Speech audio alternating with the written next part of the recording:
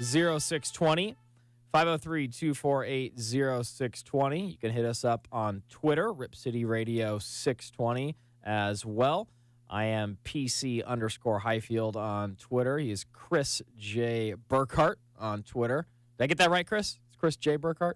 You did. Okay. Chris J. Burkhart, PC_Highfield, and Rip City Radio 620.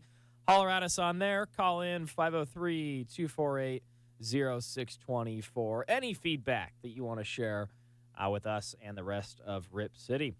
So the Blazers get it done. They bounce back from that ugly loss last night to the Mavs with a nice win tonight, 107-95 over the Houston Rockets. They are now 2-1 on this road trip. 3 more games, back-to-back in Oklahoma City, Monday, Wednesday, and then they'll close it out on Friday in Denver.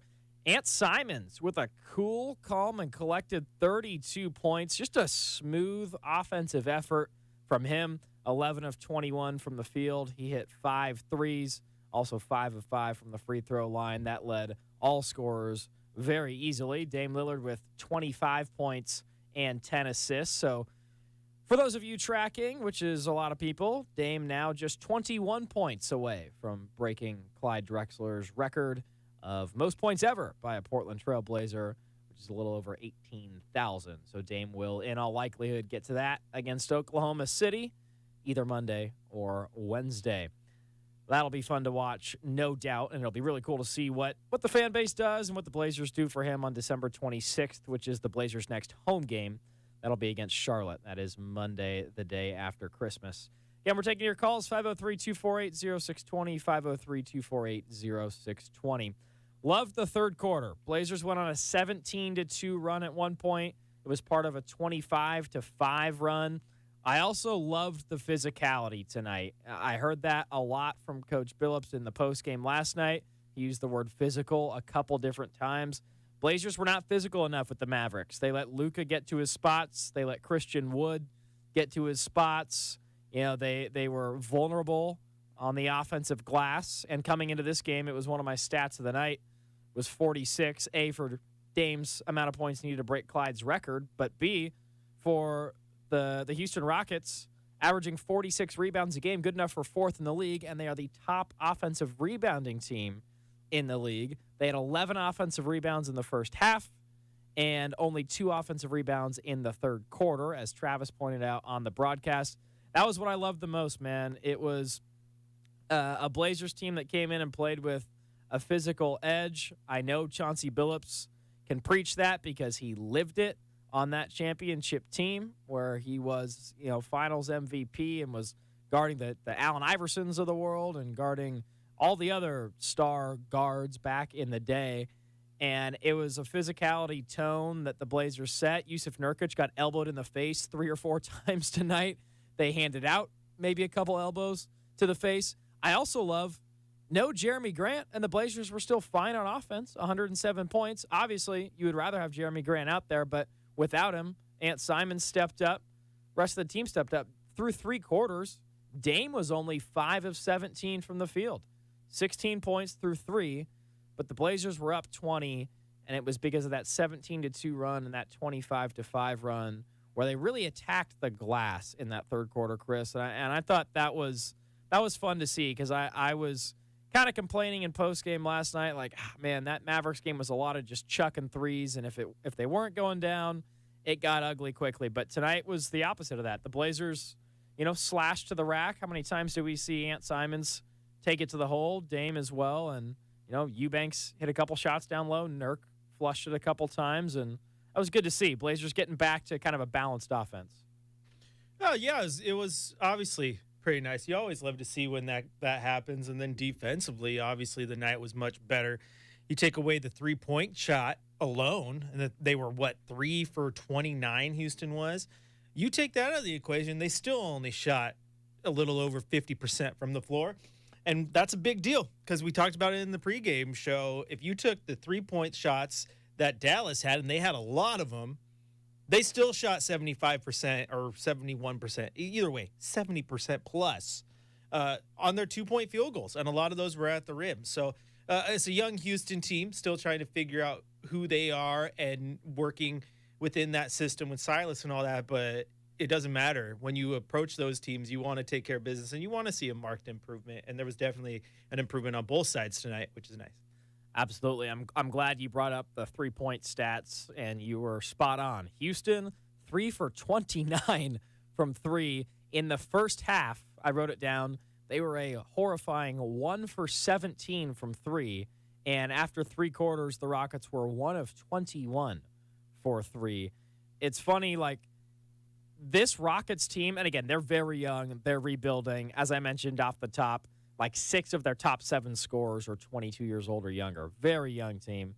The only one in there who's a bit older is Eric Gordon. But this Rockets team couldn't be more opposite from that James Harden Rockets team that played in the conference finals and almost beat the Warriors. They were like, all right, we're going to shoot the 3 52 times a game and ISO. And this Rockets team is like, hey, we're going to just like get into a rock fight.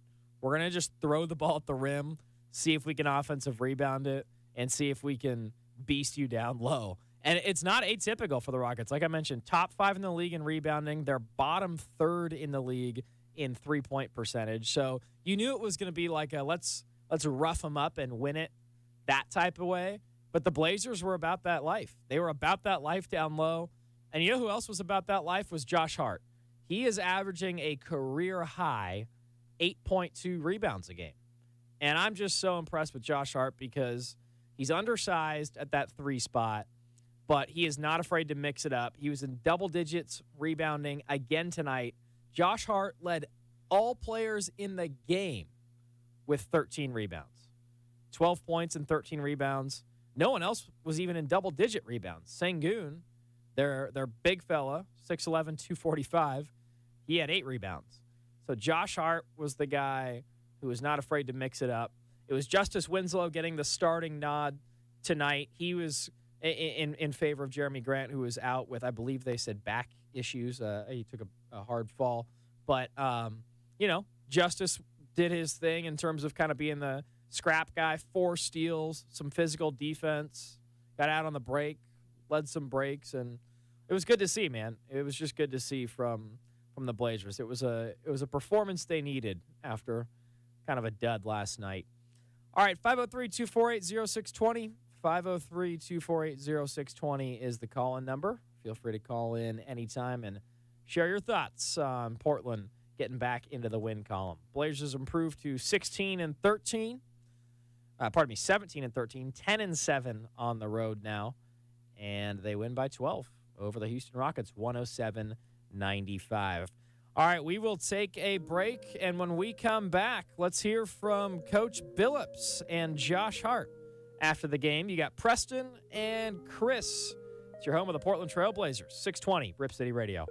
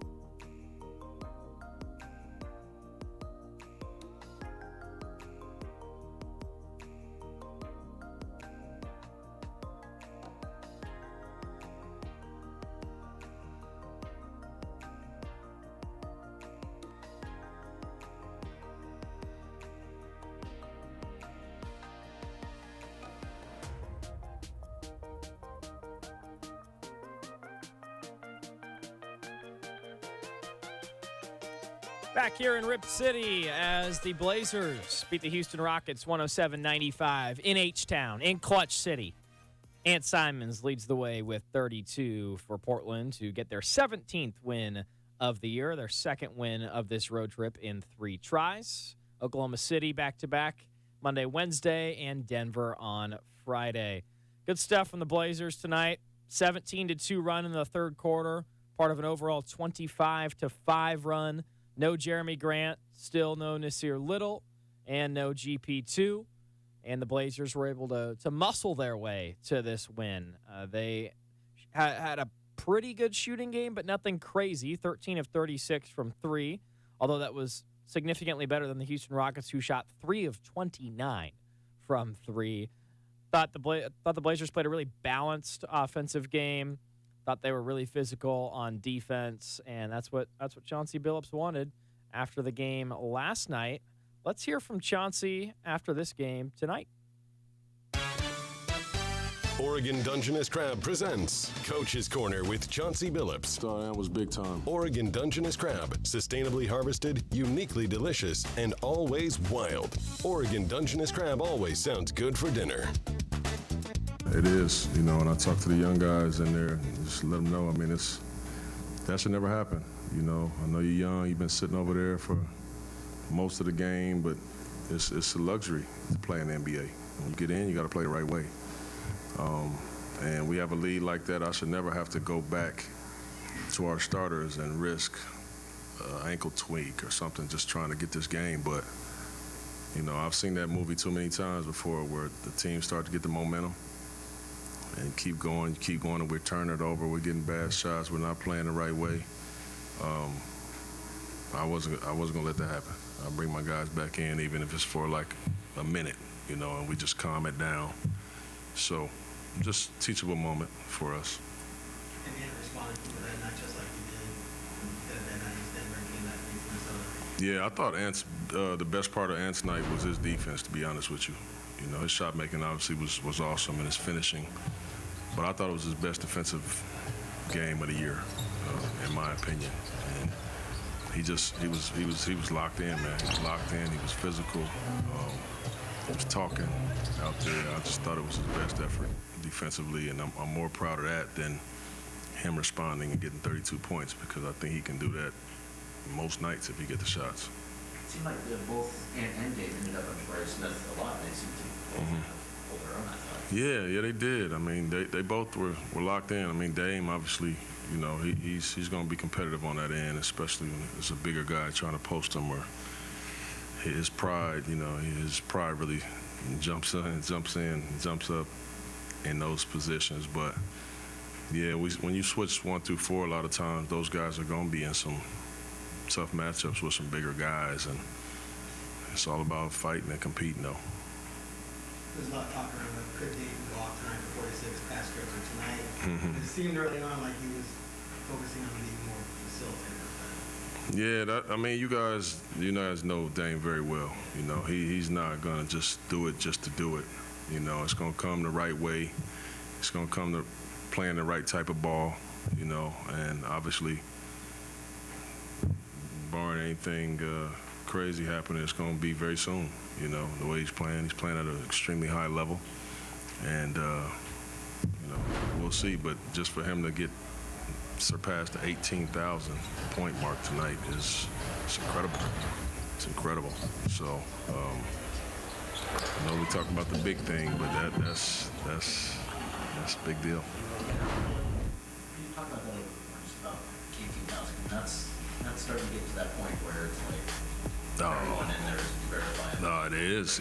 I think 76 people have done it before him out of over 5,000 players that ever played a game. And it didn't take him very long to get there.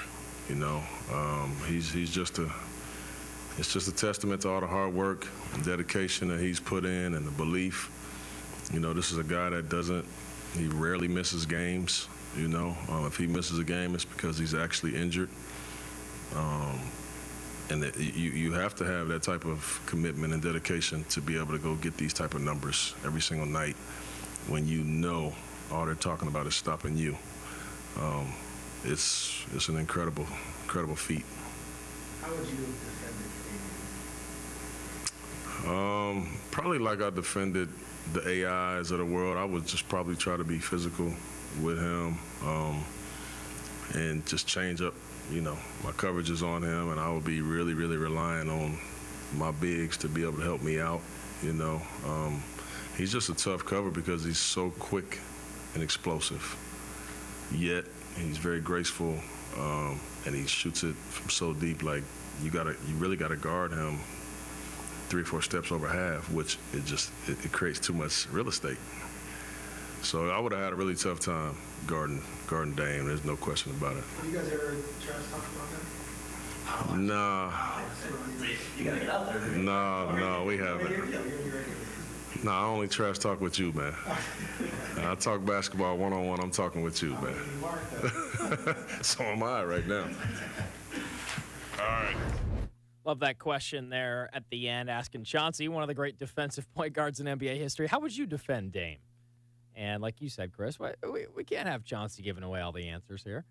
Yeah, don't tell him what you do. Keep that in-house.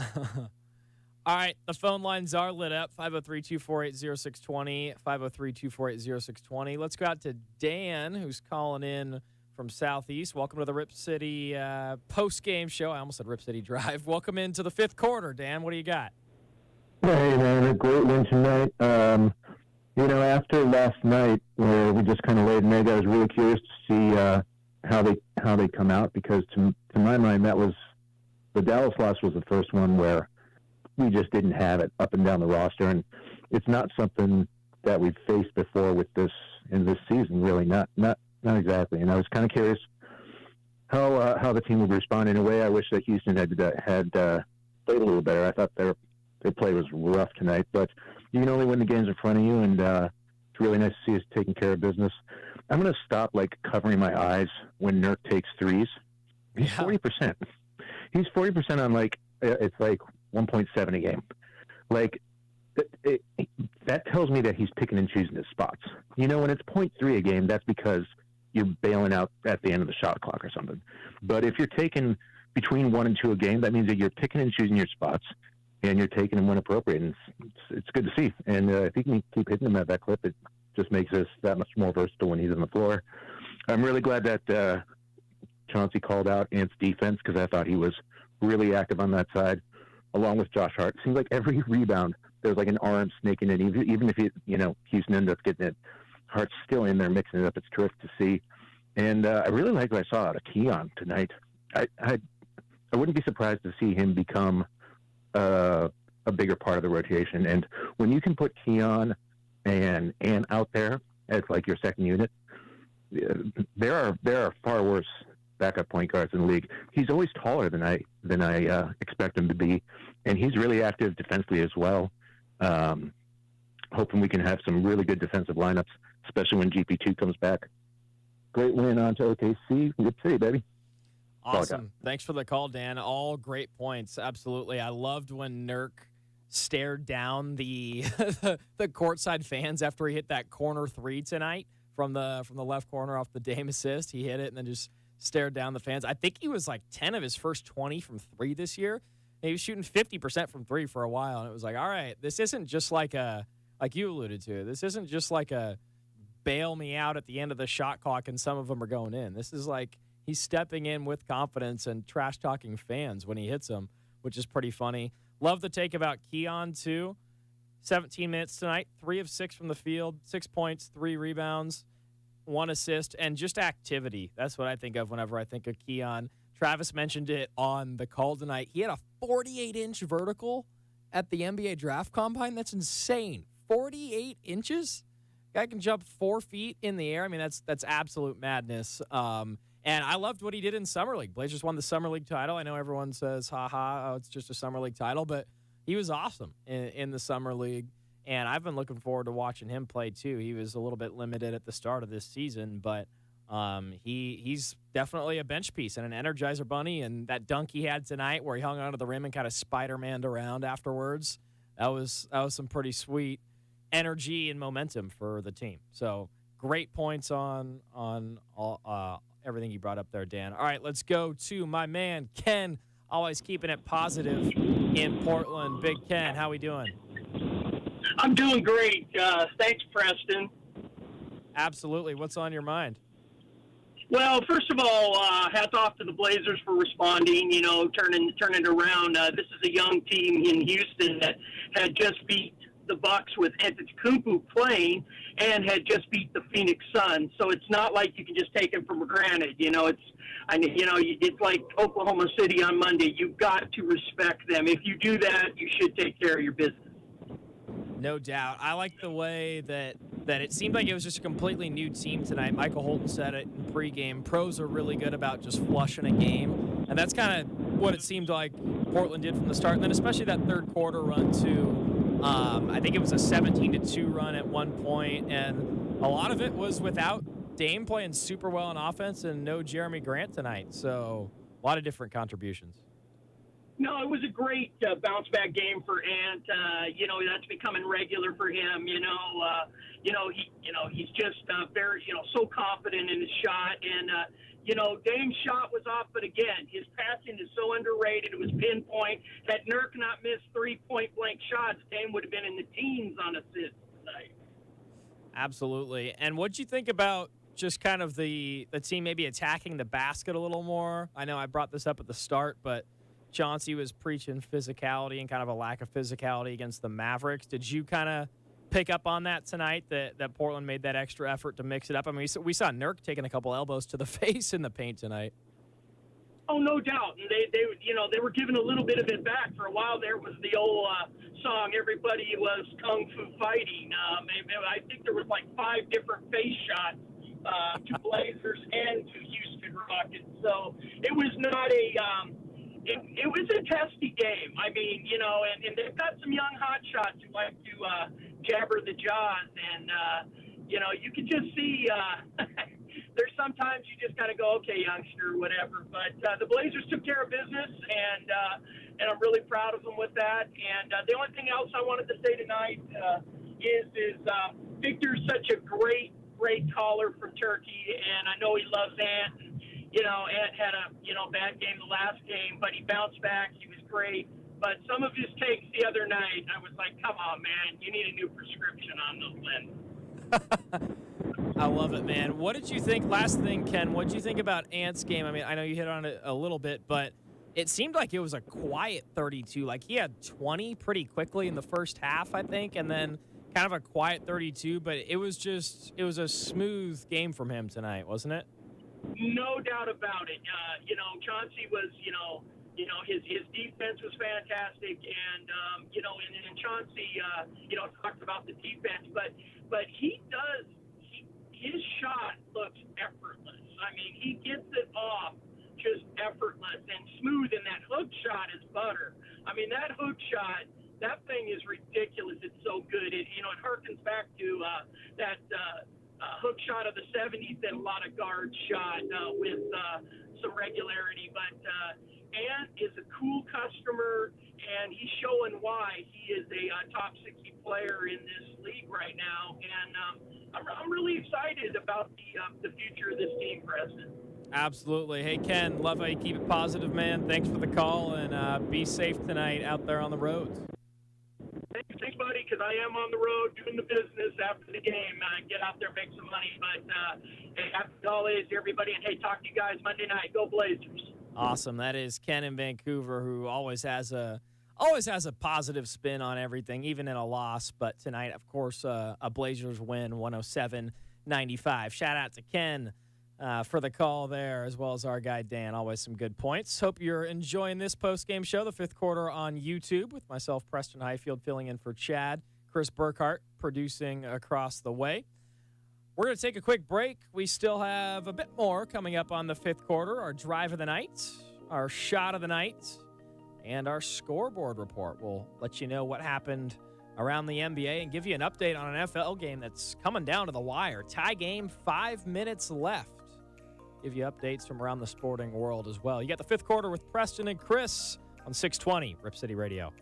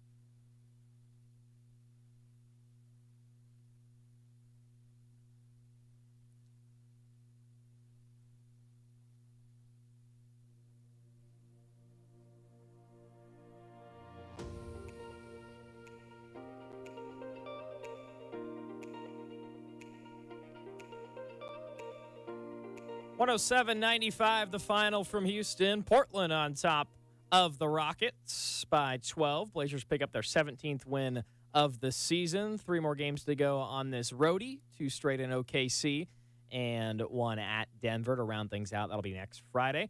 Preston Highfield, Chris Burkhart with you here in our iHeartRadio studios in Tigard, filling in for Chad Dewing, who's in Vegas, enjoying, no doubt, his time, as well as a Beaver win today. I saw he hung out, got a press credential, and covered that game.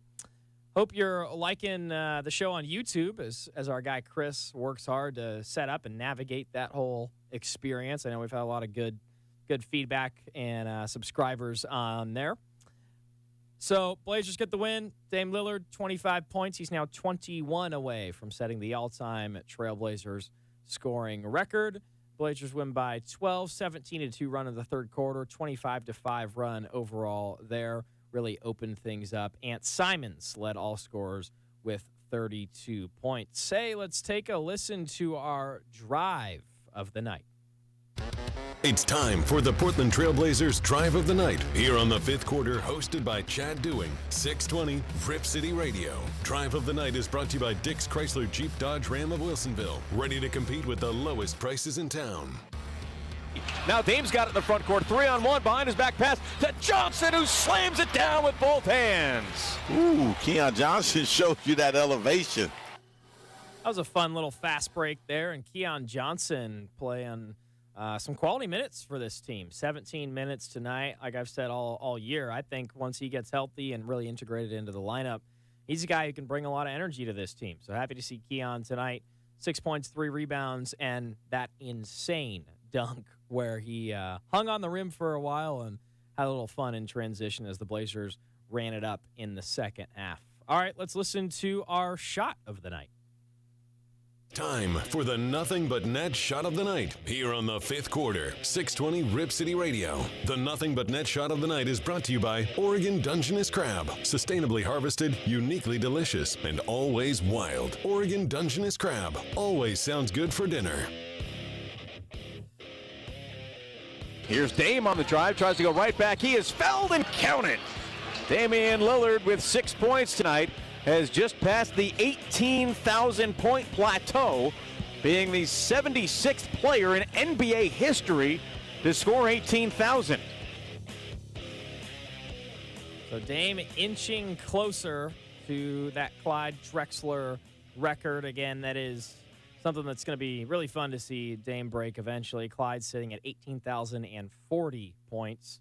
The Dame not far behind that, just needing 21 against OKC on Monday or Wednesday to pass that record. And like Travis said, the 76th player in NBA history to make that 18,000-point mark. That is incredibly impressive stuff from Dame, who didn't have his best game tonight. Through 3 quarters, he was 5 of 17 from the field for 16 points. He came back in with the rest of the starting lineup when the backups kind of let Houston get back in the game, and he canned a big 3 to really shut the door. And overall tonight, a plus 29 in that plus-minus column, 25 points and 10 assists for Dame as the Blazers coast and get their 17th win of the season. So that was that game in Houston. Let's take a look around the rest of the NBA and the sporting world with our scoreboard report. The fifth quarter on 620 Rip City Radio presents the Scoreboard Report, brought to you by the Stadium Sports Bar and Grill, A-Lene's ultimate venue for sports fans every Monday night, featuring beer and wing specials and more.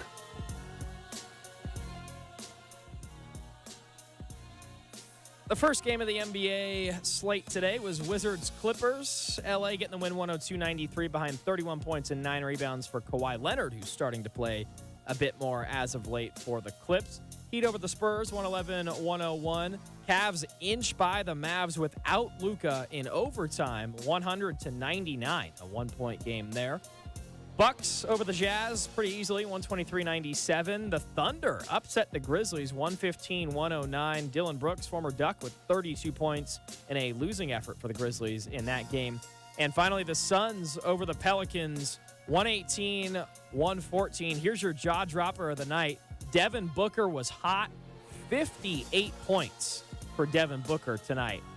Big 5'8" for D-Book. down there in Phoenix as they get that narrow win. C.J. McCollum, former Blazer, cooking pretty well, 27 points for him.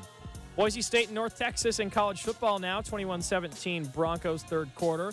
BYU over SMU 24-23. Beaver Nation, Oregon State 30, Florida 3. Louisville 20. Go Beavers! Beaver Nation. Shout out to them. Louisville 24, Cincinnati 7. The Cougs not back in the pack at SoFi Stadium as Fresno State, the Mountain West champs, take care of the Cougs 29-6. And finally, Southern Miss 38, Rice 24 in the college football slate. 3 NFL games today. Browns over the Ravens 13-3. No Lamar Jackson in that one. Vikings with the largest comeback in the history of the NFL. That's right, you heard that right. The largest comeback in the history of the NFL. They trailed 33-0 at halftime. Came back and won 39-36 in overtime. And then as of right now, one of the great games of the NFL regular season, Bills and Dolphins are tied at 29 with 34 seconds left in a snowstorm in Buffalo. It is a snow globe scene at Orchard Park. And the Bills have the ball inside the 10. It looks like they'll be able to kick a walk-off field goal. Miami has no timeouts left.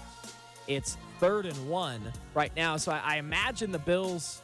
We'll see what they do here. I imagine they're going to take a quick knee and then maybe call a timeout with, 3 seconds left and try to kick a field goal and get out of here.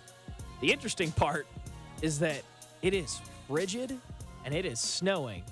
Let's see what happens here. I'll do a little play-by-play for you folks. Josh Allen in the gun, gets it, takes a knee at the 7-yard line. So that's, in fact, what they will do as the Bills are going to trot out their kicker. I think that's Bass with 20 seconds left.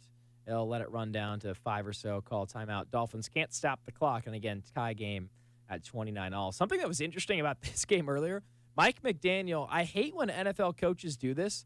Mike McDaniel, who's one of the great offensive minds in the sport, of course, but he went for 2 completely unnecessarily in the third quarter, like early third quarter, and that more or less cost him. It didn't completely cost him the game, but it wouldn't have done him any good because otherwise it'd be 31-29. There the Bills go. They call timeout with 2 seconds left, and they're doing a thing where all their players who are on the field right now are wiping snow off of the turf and trying to create somewhat of a clean, plant leg surface for their kicker Bass.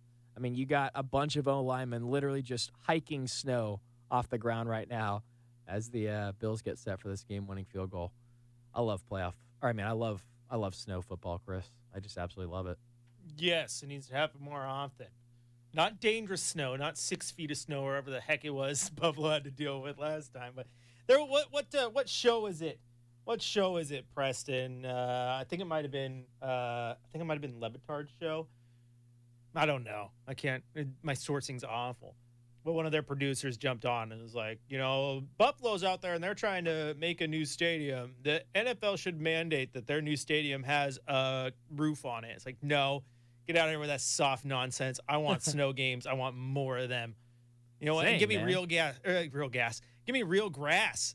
This turf stuff, it leads to more injuries. Nobody prefers playing on that to the real grass. And B, I miss the days of watching an old school football game where people would just end the game. Like if a team like Miami rolls out wearing their all whites and then they leave town in brown, I love it. I love it, dude. And like, God, I remember like Donald Driver, that Packers receiver, would warm up with no shirt on and would never wear sleeves. You remember that? Like receivers loved going sleeveless in the snow. Oh yeah.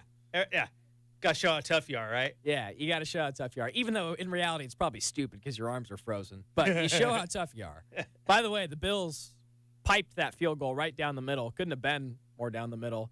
And they walk off 32-29 in a snow globe type scene. That's funny. Bass did a big old snow angel at midfield. Diggs came behind him. And gosh, that was one of the games of the year right there, man. You saw it live. Bills 32, Dolphins 29. That was cool. It also helps my Chargers as the Dolphins continue to fall in the AFC. Or you could, just go be like my Niners and clinch your division already and just wipe your hands of it and just relax for a little bit. Niners are on a different level, man. They could have you at quarterback and they could still win some games. Yeah, I don't know about that. I mean, this arm ain't as good as it used to be. I got one good throw in me, and then my butt would be on the IR, all right? I got to run a Mario Cristobal, Justin Herbert offense. Let me dink and dunk out to the flat. Tunnel screens. Yeah, 10-yard ropes is about the best you're going to get out of me. So, no, they couldn't win with me at quarterback. You are wrong. However, they can win with Brock Purdy, Mr. Irrelevant, which is quite interesting. I was at the game Thursday, and that yeah, that's right. You were. I'm trying to think. Awesome. Was that yesterday? Like what day? My days are all like just. Yeah, you did Seattle and back in a day. Yeah. Thursday night. Yep. Yeah. So I was there. It was incredible, and Brock Purdy looked good. You know what's interesting, Preston, as we talk football just for a quick second, is my biggest knock on Trey Lance at the beginning of the year was like, yes, they were playing in the weather in Chicago, but I was like, he just doesn't look comfortable, right? Yeah. He just didn't look like he didn't look comfortable in the pocket. He didn't look comfortable in the huddle. Like, he just didn't look comfortable. Talent's there, just didn't look comfortable. Brock Purdy, I was watching him. Yeah, I was up in the 300 level, but I was like, he looks comfortable. He had a little bit of swag as he walked around the field. Like, he looked ready for the moment, and that defense is next level. Oh, God, so it's nasty. Playoffs going to be fun. It's tough to, like, not look stupid as a quarterback when you're playing the Niners defense. They are so good that they make you look dumb. I mean, they locked up. I mean, Geno, not as good as he was at the beginning of the year, but he's still good this season all around. Absolutely. I mean, they made DK Metcalf a non-factor. Yeah. They made Tyler Lockett a non-factor. Like, that Charvarius Ward corner was locking DK up. dude, and Bosa could not be stopped. Oh, Could not be stopped. yeah. He was unblockable. He's incredible, man. I don't know what diet that guy's on, but he is like a superhuman, man. Nick Bosa. Let's get his brother Joey healthy for the Bolts, huh? Joey hasn't played basically the entire year. Could use Joey for the Bolts, but no, they're incredible, man. I like Purdy a lot too. Happy for him, Mr. Irrelevant. Had 40-something starts in college for Iowa State. Won the Fiesta Bowl over Oregon. I remember that game. And yeah, that's the deal with Lance too. Is he had played like 12 games against the FCS, so he's gonna need a couple of years to kind of break in. All right, that was Talking NFL. We will close things up next, wrap up this Blazer game as they beat the Rockets 107-95. We'll wrap things up next and look ahead to the rest of this road trip. 3 more to go before the Blazers return back to Moda Center on the 26th against the Hornets. Close out the 5th quarter next. You got Preston and Chris on 620 Rip City Radio.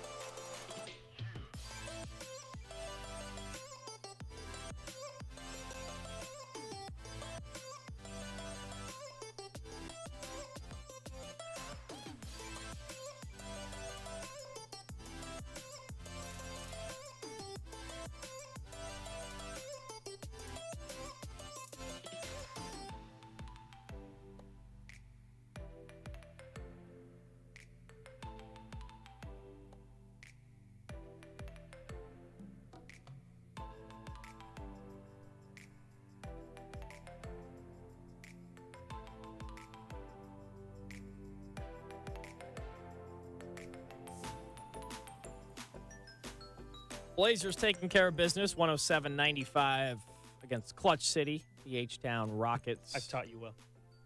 Yeah, I pulled a Chris there. Kind of rolled the lyrics into the lead back. Love it. Blazers 17-13. Preston and Chris with you, sitting in for Chad Doing. Nice win for Portland. Good physical defense. By the way, I looked it up. That was the lowest point total by a Blazers opponent all year. It ties the Charlotte game and it ties the New Orleans game from November 9th and November 10th. Those were, ironically, road games where Portland held their opponent to 95 points. Both wins 105-95, New Orleans 106-95. And hey, how about tonight? Sequential order, 107-95. Portland with the win over Houston. So good stuff from the Blazers tonight. Dame Lillard just 21 points away from passing Clyde Drexler as the Blazers' all-time leading scorer. And Josh Hart with 12 points and 13 rebounds tonight. And we have a little bit of his post-game yakety-yak. Game for you on the glass, but their offensive rebounding in the first half kept them in this game. What changed in the third continued to be the case? Nothing different that they did nothing different that they did. We knew they were going to hit the glass. We knew that was going to keep them in the game, and we let them do that in the first half. So we came out with another level of focus and attention to detail in the third quarter to really, cut that down and extend our lead out. Josh, you're one of the best rebounders in the league. You are the best rebounder in the league for your size. What is it that makes you a good rebounder, and what's the key to effective rebounding? You just got to want it. For me, I realize, from a decent age, obviously you want to get stops, you want to win, you got to, end the game, end possessions defensively with rebounds. And, times when I'm not getting the ball, dating back to high school, college, my thing was to go get an offensive rebound, to go get a defensive rebound and push it. And that was my way of being involved and having my own success. So I just kind of take that and, I go with it. I track the ball, I see where it's bouncing, and, I kind of anticipate it. And, Josh, you guys are 10-7 on the road. That's hard to do in the NBA against anybody. What's been the key to winning games away from home? Toughness. Togetherness, I think that's the biggest thing. Yeah. Obviously, like you guys said, it's hard to win in this league, and especially hard to win on the road. And when we're at home, Motor is such a sixth man. It's unbelievable. But we're on the road, we got to bring our own energy, and I feel like we've done a pretty good job of that. I feel like even in those 7 losses, I feel like we gave up 2 or 3 of those games. So we know we could easily be in top 1 or 2 teams in the West, and we gave away a couple games, but now we got a chance to really right the ship. We got a couple tough ones to OKC, and then we ended with Denver, who we owe them a one. So it's hard to win in this league, but we got good players that sacrifice and go out there and play together. Man, it makes the wheel turn. Appreciate it, Josh. Congrats on the win. We'll see you in Oklahoma City. Appreciate it. Thank you. Love Josh Hart, man. Freaking love Josh Hart. 12 points, 13 rebounds. He's a shooting guard who's been starting at small forward all year because of the way the Blazers want to play, and with their lineup with Grant at the 4 and Nurk at the 5, and starting Damon Ant in the backcourt. I love the hustle, man. Guy does everything that it takes to win a basketball game. As the great John Rothstein would say, Villanova, a Fortune 500 company, and he came right from Villanova, man, right from that championship program.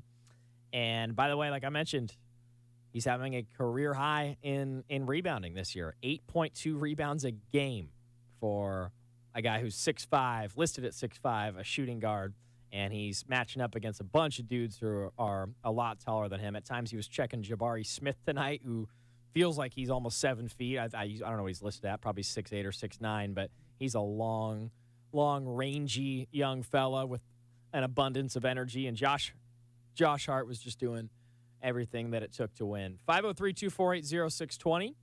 503-248-0620 is the call-in number here on the fifth quarter. You got Preston Highfield, that would be me, and Chris Burkhardt across the way producing and chiming in tonight. We do have another call. It is Victor on line 1. My man, Victor, how are you, and what's on your mind? Hi, Chris. How are you, man? I have a question about, Blazer, they hired a new player from Africa. I think he's a big guy, two-way, deal. You know that there is a new guy that he's not playing, but he's from Sudan or someplace in Africa. But a two-way contract. Yes. I remember that. Ibu Baji's like 7 feet, 7'1". Yep. Yeah, he hasn't played yet. What do you think about him? Do you think they're going to make him play, or they just hold on to him to trade him? Or? Well, man, I mean, he's developing in the G League right now, which is cool. We've seen, looks like he's with the Wisconsin Herd. He's bouncing around on, the Blazers, I think, can just kind of pick from the G League because they don't technically have a direct affiliate.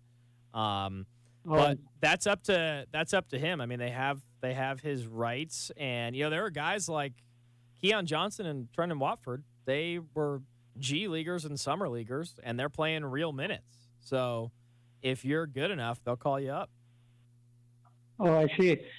Another question is, what do you think about Blazer be a contender? Like, what kind of a move you think they might, or in your opinion, they might take to be a contender? I mean, listen, they're only 3 games back in the Western Conference right now, and I love what Josh Hart just said at the end of that interview. We owe Denver one. Denver's in front of them. Denver beat Portland on a last-second shot. So, man, I mean, dude, with the Warriors struggling, with the Lakers struggling, with the Clippers kind of being I do think that Memphis or Phoenix will probably finish with the best record in the West. I do think they would be favored over Portland in a playoff series. I think Denver probably would, and I think the Clippers probably would. And let's see, who am I missing? I'm missing one other team who I think would be favored over Portland. I don't know if New Orleans would actually in the West. Yeah. I think they would be an underdog to about 4 teams. It doesn't mean they can't beat them. I think, the Mavericks, I think that's a coin flip probably. I mean, what about you, Victor? Let me ask you. I mean, would you feel like they can beat some of those teams? Yeah, I think they lost not a big, except the Dallas, a couple of days ago, but they lost just for a couple of points. So it was like even games with all those teams. They were kind of even, but in the 7 days, well, I don't know, in the 7 games, in the final, in the Northwest final, in the 7 games, they have to have a home court. If they get a home court, they have a chance. But if you don't get a home court, it's kind of a iffy situation. Absolutely. But I think you mentioned last time I called, you said they might make a move, one or maybe one more move to make it a upgrade to be a contender. So if they can do that, as you said, maybe they get a shooter or something. I don't know. But if get one more move, I think they have a good chance. I'm with you, Victor. As I look at their schedule, they've beaten Phoenix twice. They're 2-1 against Phoenix this year. They are 0-2 against Dallas, but they played the Clippers tight. They played the Lakers tight. They are splitting with Denver on the season, 1-1, and so that's kind of where they are. And we're only a quarter of the way through the season, but I'm with you, man. The trade deadline I believe is February 9th. I've read a couple articles that say the Blazers might look to make moves in terms of acquisitions or trades in January, which can be kind of typical timing. You want to see how your opening day roster plays for 2 or 3 months, and then you look to make moves in January. So I think that's probably when they would look to make a move. Yeah, if they get one more upgrade, they have a really good chance, man. Absolutely. Appreciate the call, Victor. Thanks a lot, man. Thank you, Chris. All right, that was Victor calling in. I think he thought I was you, Chris. I think he called me Chris, but bless his heart. That's okay. We're just the same person. Right? I love Dude, Victor is passionate, and I love it, man. He's already sizing up. Hey, how would we do against these teams in the West in a playoff series? I love it. Hey, it's like Han says in YouTube chat here. It's like if there's a year that you might want to go all in, it might be right now because of the West being so wide open. I think the entire league really kind of all wide open. I mean, Milwaukee, obviously great. Boston is great. Probably, two of the favorites when you start talking about who is the favorite. But anybody could come out of the West, and as is the NBA right now, all you need is a chip in a chair. So I also I do believe that our guy we just talked about, Baji, since you and I probably both butchered that, we apologize to our Blazer man. I don't believe he's with the G League right now. I think he's traveling with the team on the roster. I do believe I saw him on the broadcast. You can't miss him. Sweet. I mean, he's a big 7'1" center. Like, well, get him in the game. How did we not get him in the game? He's not suited right now. We were up 30. He's not suited. He's not on the active roster. So he's not on the active roster, but he's traveling. Yeah, I believe so. I do believe so. I could be wrong, Preston, but I do believe that is the case. Either way, he's one of those guys that he's a good body to have. You needed him. Kind of takes that Olivier Sarr role, if you guys remember correctly. He had a pretty good preseason run with the Blazers and had a little bit of an injury, signed that contract, and in true Blazer fashion, the next hour it was announced that he was having surgery or something. So it's just, I think he's right now is just another big that they can develop. That is a bit of a just insurance policy should the excrement hit the fan, so to speak, right? I mean, if he's not getting, here's the deal: if he's healthy, he's not getting in over Greg Brown right now, and Greg Brown's not even a rotation player. So that's kind of where he sits. Well, and the thing is, just look at the Blazers roster, and it looks like he is on the traveling roster. I'm sure you're right. So Baji 7'1", John Butler Jr. 7'1". Those are the only two 7-footers on the team. Nurk at 6'11", and the next tallest guy would be Drew Eubanks at 6'9". Yeah. So Blazers don't have a lot of size. They're both 7 feet tall. You know that if you're 6'9", you're going around telling everybody you're 7 feet tall. Unless you're Kevin Durant, you like to do the opposite. Right. You like to tell people that you're only 6'9". Yeah. Just so they don't call you a center. My man Victor, thank you for the call. That'll do it for us on the fifth quarter. Chris Burkhart, thank you for producing, my man. Chris will be back in the hosting chair on Monday as the Blazers get ready to take on Oklahoma City. He'll be the host when Damian Lillard potentially becomes the Blazers' all-time leading scorer, as Dame just 21 points away from that 18,040 mark set by the great, the one and only Clyde Drexler. Blazers win 107-95 over Houston. Thanks to Travis Demers and Michael Holton for that great call. Thanks to Chris for producing. Thank you to everyone who called in, Dan, Ken, Victor, and everyone else who likes to chime in here on the fifth quarter. For all of you watching on YouTube, for all of you listening at home, in the radio, on the iHeart app, wherever you're listening, appreciate you all as well. Rip City wins 107-95. Have a good rest of your weekend. We will see you on Monday. Game day will start at 2:30 that day. Good night, Rip City.